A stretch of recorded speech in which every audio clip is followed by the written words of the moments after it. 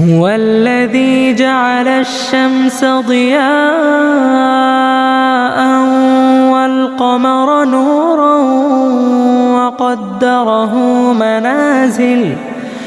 وقدره منازل لتعلموا عدد السنين والحساب ما خلق الله ذلك إلا بالحق يفصل الآيات لقوم يعلمون إن في اختلاف الليل والنهار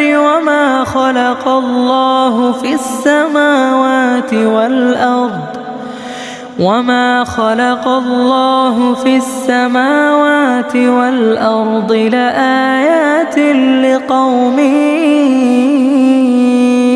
يتقون.